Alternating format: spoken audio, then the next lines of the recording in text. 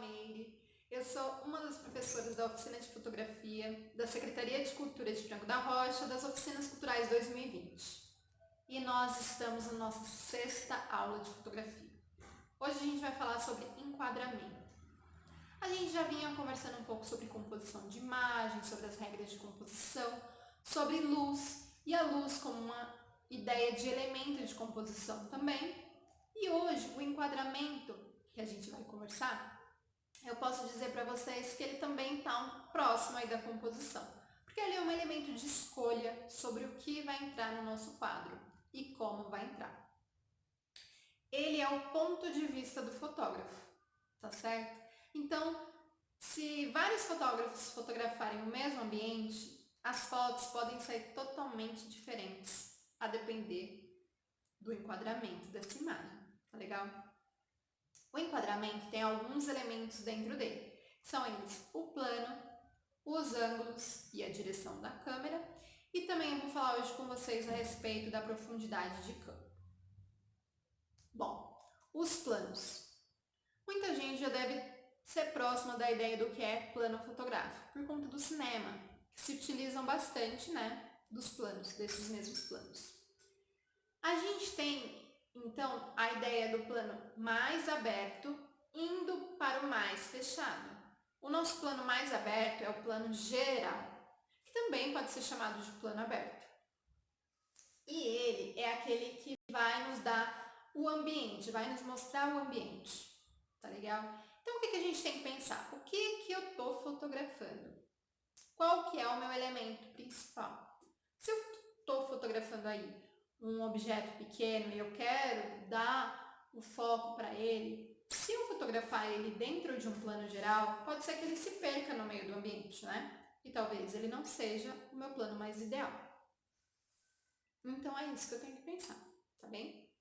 Depois do plano geral, eu vou ter o plano americano, que é aquele na fotografia de pessoas, que ele vai fotografar a pessoa um pouco acima do joelho. Esse plano, ele ainda me mostra o ambiente, mas já começa a me mostrar o meu elemento principal e a relação desse meu elemento principal também com o ambiente. Na fotografia de pessoas, Então eu posso fotografar 2 pessoas, por exemplo, nesse quadro. Elas cabem nesse plano americano e podem me mostrar a relação delas nessa imagem e também a relação delas com o ambiente. Depois disso, eu tenho o plano médio, que é o plano que vai estar fechando mais acima da cintura.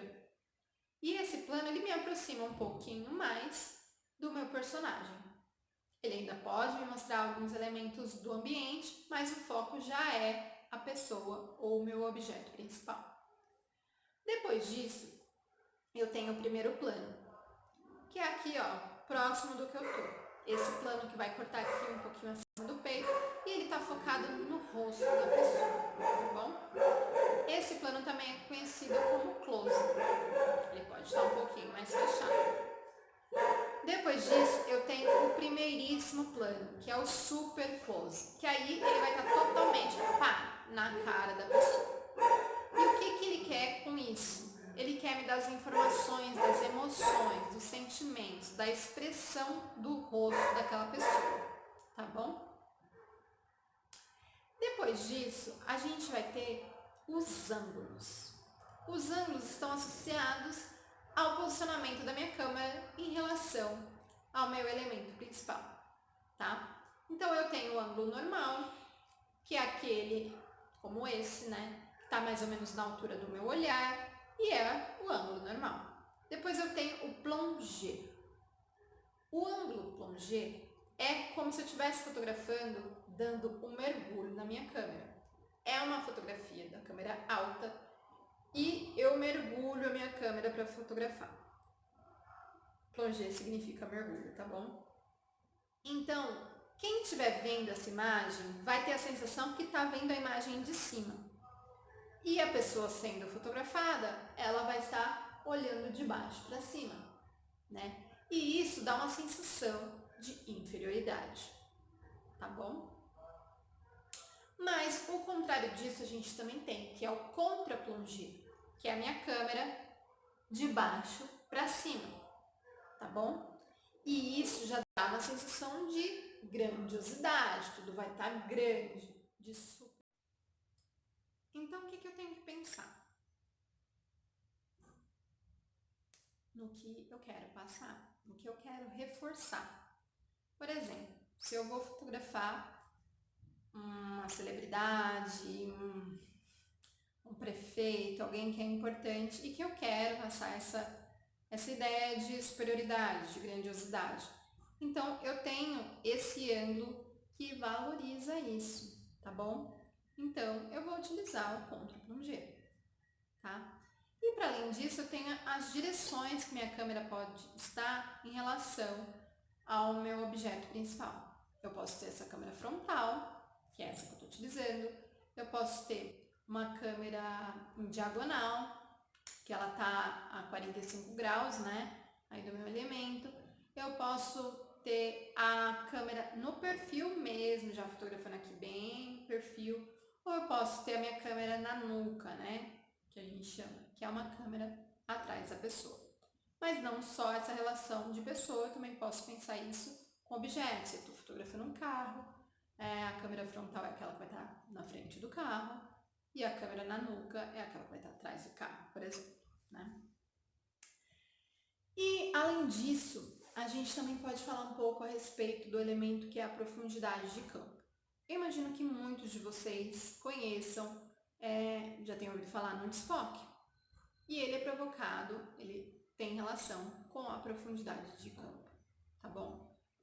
Quanto mais nítidos são os meus elementos da imagem, mais profundidade de campo eu tenho, maior é a minha profundidade de campo. Quanto mais desfocados estão alguns elementos, então menor está sendo a minha profundidade de campo, tá? Como que eu consigo produzir isso? Se eu estiver no celular, muitos celulares têm essa opção hoje, né, de clicar nos pontos de foco, né? Já na câmera, ela está associada com a abertura do diafragma, tá bom? Então, vamos supor que a gente vai fotografar uma pessoa no parque e tem uma árvore muito bonita atrás. Eu quero essa composição da minha foto com essa árvore atrás. E eu quero, então, que ela apareça ao fundo e a minha modelo que está no primeiro plano também apareça focada. Então, eu preciso de uma grande profundidade de campo. E eu consigo isso na minha câmera tendo uma abertura de diafragma pequena, tá? Eu vou ter aí, a partir de um F11, F16, eu já tenho uma imagem totalmente nítida, tá? Com uma grande profundidade de campo. Já se eu quero o oposto, se eu quero apenas a pessoa no primeiro plano focado e o fundo ou a frente desfocado, né, dependendo, então eu preciso de ter uma profundidade de campo pequena, que eu consigo ela com o diafragma bem aberto.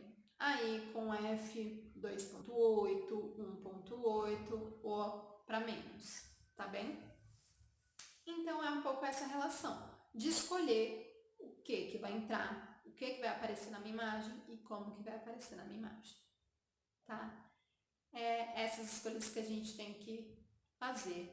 E isso é muito legal, né? Tem a ver com tudo que a gente já vinha conversando, do ponto de vista do fotógrafo, das escolhas do fotógrafo, do discurso que ele quer passar com a sua imagem, tá? Eu espero que vocês tenham gostado da aula de hoje.